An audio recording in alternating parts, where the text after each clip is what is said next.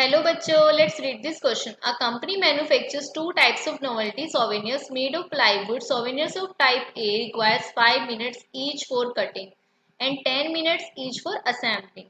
तो ये कंपनी ने टू टाइप्स की नोवेल्टी सोवेनियर्स हैं जो प्लाईवुड से बने हैं. सोवेनियर्स ऑफ टाइप ए कितना मिला? Requires 5 minutes each for cutting and 10 minutes for assembling. And souvenirs of type be require 8 minutes each for cutting and 8 minutes each for assembling. And there are 3 hours 20 minutes available for cutting and 4 hours for assembling. तो maximum कितने hours लगे? 3 hours 20 minutes तो लगे cutting में and 4 hours for assembling. So the profit for type A souvenirs is ₹100 each. हर एक souvenirs पे ₹100 का profit है. And for type B souvenirs profit is ₹120 each. How many souvenirs of each type should the company manufacture in order to maximize the profit? Profit बढ़ाने के लिए कितने type हर जो company है वो कितने टाइप के मैन्युफैक्चर करती है सोवेनियर्स को ईच टाइप. तो and formulate the problem with as an LPP and then solve it graphically. और हमें इसे फॉर्मुलेट करना है एलपीपी की हेल्प से और सॉल्व करना है ग्राफिकली. सबसे पहले हम क्या देखते हैं, इस क्वेश्चन से रिलेटेड की कॉन्सेप्ट्स को देख लेते हैं. सो हमारे पास हमारे पास सपोज ये गिवन है हमें एलपीपी लीनियर प्रोग्रामिंग प्रॉब्लम हमें गिवन है. तो उसकी जनरल फॉर्म क्या होती है? अगर हम देखें जनरल फॉर्म गिवन है LPP not N. So general form क्या होती है? सो हमारे पास एक ऑब्जेक्टिव फंक्शन होता है z equals to cx. We can write it as c1 x1 plus c2 x2 c3 x3 plus cn xn. और हमें कुछ क्या दिए होते हैं? Subject to constants. Subject to constants कुछ रेस्ट्रिक्शंस होती हैं, यानी कि रेस्ट्रिक्शंस. जैसे रेस्ट्रिक्शंस क्या होंगे हमारे पास?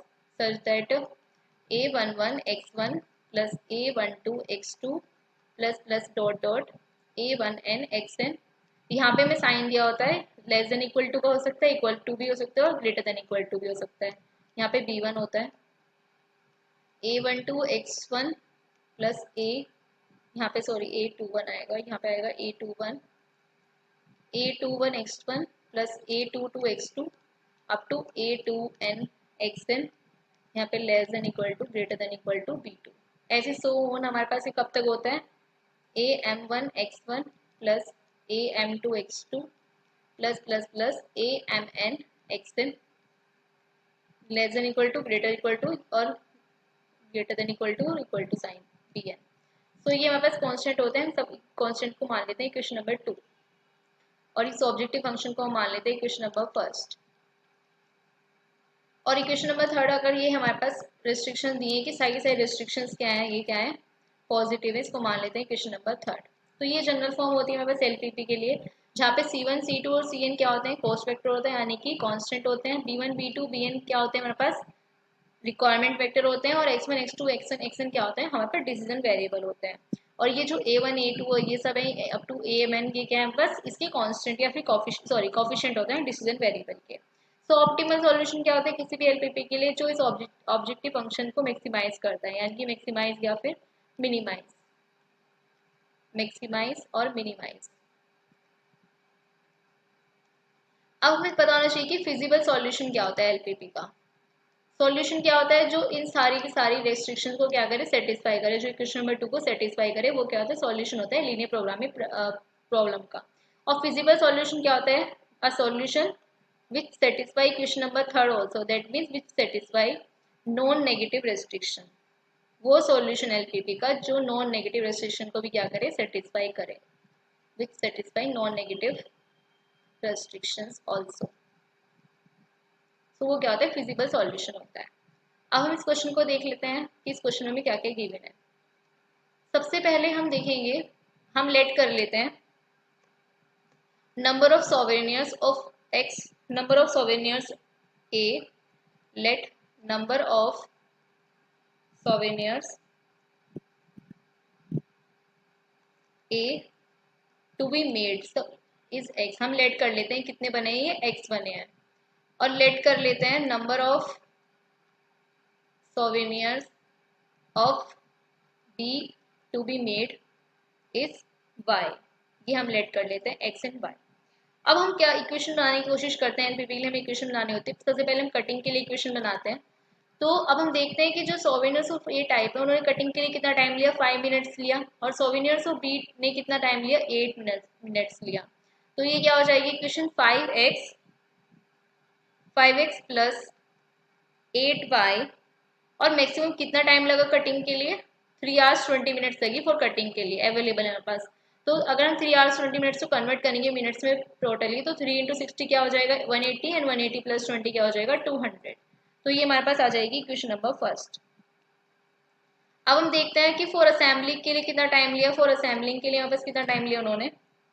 तो फॉर असेंबलिंग के लिए देखें तो 10 मिनट्स ली असेंबलिंग के लिए टाइप ए ने, सोवेनियर्स ऑफ टाइप ए ने, सोवेनियर्स ऑफ टाइप बी ने कितना टाइम लिया असेंबलिंग के लिए, 8 मिनट्स ली, और मैक्सिमम कितना लिया, 4 आवर्स लिया। तो 4 आवर्स को जो मिनट्स में कन्वर्ट करेंगे तो वो क्या हो जाएगा, 4 into 60 240 minutes.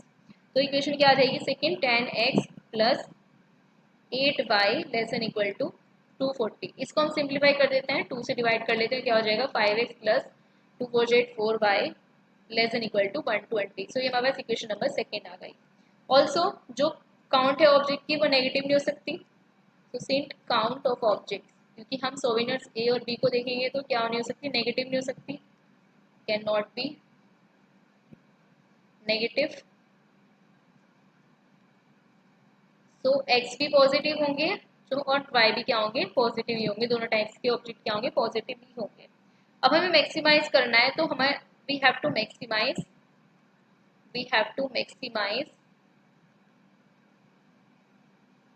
Profit of the company, profit of the company. तो जो प्रॉफिट है हमारे पास on souvenirs A, hence profit on souvenirs A is कितना है हमारे पास, वो हमारे पास है वो 100 rupees, and on souvenirs B पे कितना है हमारे पास, and on souvenirs B is I think 120 rupees. कितना दिया हुआ है, 120 रुपीज, कितना है हमारे पास ये 120 रुपीज। तो ऑब्जेक्टिव फंक्शन क्या हो जाएगा हमारे पास यहाँ से, objective function is z equals to 100x plus 120y। ये हमारे पास ऑब्जेक्टिव फंक्शन हो जाएगा। अब सबसे पहले हम क्या करेंगे, इन इक्वेशन को प्लॉट करेंगे ग्राफिकली। तो पहली इक्वेशन क्या आती है मेरे पास, 5x plus 8y less than equal to 200। ये सबसे पहले हम इसमें इक्वल टू साइन लगाएंगे, इसमें पॉइंट्स फाइंड आउट करेंगे। सबसे पहले हम क्या करेंगे, पुट करेंगे x इक्वल टू 0।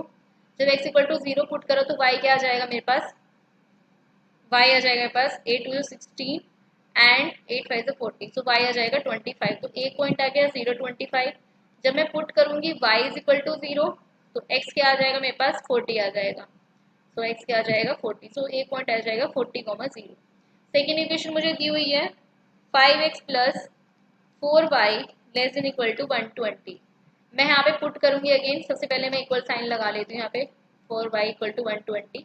सबसे मैंने पुट करा मैंने x इक्वल टू 0, तो y क्या आ जाएगा मेरे पास, y आ जाएगा, y मेरे पास आ जाएगा, अगर मैं x इक्वल टू 20 पुट करती हूँ y आ जाएगा मेरे पास 30, 4 इज 12 एंड 30। अगर मैं पुट करती हूँ y इज इक्वल टू 0 तो x क्या आ जाएगा मेरे पास, 25 आ जाएगा। तो एक पॉइंट आ गया 0,30, और एक और पॉइंट आ जाएगा यहाँ पे जो मेरे पास, अगर मैंने पुट किया y इक्वल टू 0 तो यहाँ पे y इक्वल टू 0 पुट करने पे आ गया मेरे पास 25, एक पॉइंट आ जाएगा 25,0।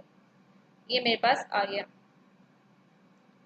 ये आएगा ना इसमें 25 पॉइंट, हाँ सॉरी यहाँ पे 25 नहीं आएगा, ये 24 आएगा, माई मिस्टेक। तो एक पॉइंट आएगा मेरे पास 24,0। तो मेरे पास कितने पॉइंट आए, 4 पॉइंट्स आए। अब मुझे सबसे पहले इनका इंटरसेक्शन पॉइंट भी निकालना पड़ेगा। 5x plus 8y is equal to 200, 5x plus 4y is equal to 120 का इनका इंटरसेक्शन पॉइंट, इनको सब्स्टिट्यूट इक्वेशन को एलिमिनेशन मेथड से सॉल्व कर लेंगे। तो ये क्या हो जाएगा 4y, यहाँ पे माइनस पुट करेंगे तो ये क्या हो जाएगा, यहाँ पे मिलेगा 8 80। तो यहाँ पे y की वैल्यू क्या आ जाएगी, y की वैल्यू आ जाएगी मेरे पास 20। अब x की वैल्यू पुट करके निकाल लेंगे, y की वैल्यू को 20 पुट कर लेंगे, सो 420 च 80 इक्वल टू 120। यहाँ पे इस वाली इक्वेशन मैंने पुट कर दी। सपोज इक्वेशन नंबर 4 है और इक्वेशन नंबर 3 है। यहाँ पे सपोज कर लेते तो मैंने पुट कर दी, तो यहाँ से 5x क्या आ जाएगा, x आ जाएगा मेरे पास 8। सो मेरे पास इंटरसेक्शन पॉइंट क्या आ गया, 8 and 20 are the intersection point, intersection points. अब मैं क्या करूंगी, इन इक्वेशन को क्या करूंगी, यहाँ पे प्लॉट कर लेती हूँ ग्राफिकली। इन पॉइंट्स को प्लॉट कर लेते हैं। सो अगर हम प्लॉट करेंगे इन पॉइंट्स को, सपोज हमारे पास एक लाइन है, हमारे पास एक लाइन है हमारे पास इन पॉइंट्स को हम प्लॉट कर लेते हैं। ये हमारे पास एक लाइन है 0, 5, 10, 15, 20, 25, 30, 35 एंड 40। यहाँ पे भी अगर पुट करेंगे 5, 10, 15, 20, 25, 30, 25, 35 एंड 40। ये हमारे पास लाइन है इसका। हमें क्या प्लॉट करना है, सबसे पहले हमें पॉइंट प्लॉट करना था 0, 25। सो 0, 25 को प्लॉट कर लेते हैं। 0, 25 ये होगा। सेकेंड पॉइंट प्लॉट करना है हमें कौन सा, 40,0। कौन सा पॉइंट प्लॉट करना है, 40,0। तो 40,0 ये हो जाएगा। थर्ड पॉइंट हमें प्लॉट करना है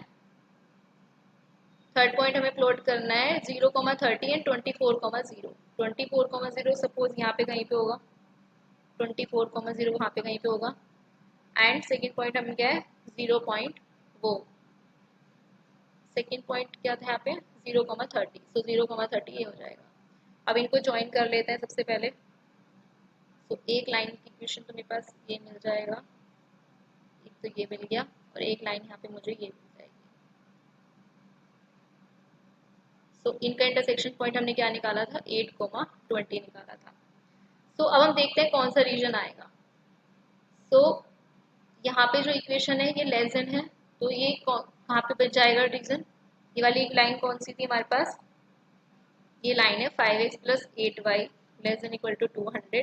और ये वाली जो लाइन है सेकेंड लाइन कौन सी है, 5x plus 4y less than equal to 120। So ये वाला जो रीजन है ये टुवर्ड्स द ओरिजिन जाएगा। ये भी रीजन कहाँ जाएगी, लाइन कहाँ जाएगी, टुवर्ड्स द ओरिजिन। तो कॉमन रीजन कौन सा आ जाएगा हमारे पास, ये वाला हमारे पास क्या आ जाएगा, कॉमन रीजन आ जाएगा। This is visible region also, ये विजिबल रीजन आ जाएगा। तो इनको कॉर्नर पॉइंट देख लेते हैं। 0,0 कॉर्नर पॉइंट्स है। एक हमारे पास 24,0 पॉइंट्स है, एक हमारे पास 8,20 और एक यहाँ पे क्या पॉइंट आया हमारे पास 0,25। अब इन पे हम क्या चेक करेंगे, इन पे हम चेक करेंगे। सो इन पे हम चेक कर लेते हैं। सो हमारे पास ऑब्जेक्टिव फंक्शन क्या था, z equal to 100x plus 120 y हमारे पास था ऑब्जेक्टिव फंक्शन। ऑब्जेक्टिव फंक्शन में बनाया था 100x प्लस 120y। सबसे पहले 0,0 पे चेक करेंगे तो z क्या आ जाएगा, 0 हो जाएगा। 24,0 पे अगर हम पुट करेंगे तो ये क्या हो जाएगा, 100 इंटू 24, और ये क्या हो जाएगा, y वाला 0 हो जाएगा, तो ये क्या हो जाएगा 2400। अगर हम पुट करेंगे 8,20 तो 8,20 पे 100 इंटू 8 प्लस 120 इंटू 20। इसको जब हम सॉल्व करेंगे तो ये क्या हो जाएगा 800 प्लस 120 मल्टीप्लाई बाय 20। ये हो जाएगा हमारे पास पूरा 120 मल्टीप्लाई बाय 20, ये हो जाएगा 200, ये हो जाएगा 3200 हो जाएगा। और अगर हम पुट करते हैं 0,25 अगर हम पुट करते हैं तो ये क्या हो जाएगा 120 into 25। So z equal to 120 multiply by 25 3000। So किस वाले कॉर्नर पॉइंट पे मैक्सिमम वैल्यू मिली, 8,20 पे मैक्सिमम वैल्यू मिली। सो हमारे पास, तो इसका फाइनल आंसर क्या आ जाएगा हमारे पास, फाइनल आंसर आ जाएगा हमारे पास ऑप्शन बी। फाइनल आंसर आ जाएगा बी। ये वाला जो पॉइंट है, सपोज हमने इसको ए पॉइंट मान लिया, इसको बी मान लिया, इसको सी, इसको डी। तो फाइनल आंसर आ जाएगा 8,20 एंड मैक्सिमम वैल्यू क्या आ जाएगी हमारे पास, मैक्सिमम आ जाएगा 3200। So this the final answer. I hope you understood it well. Best of luck.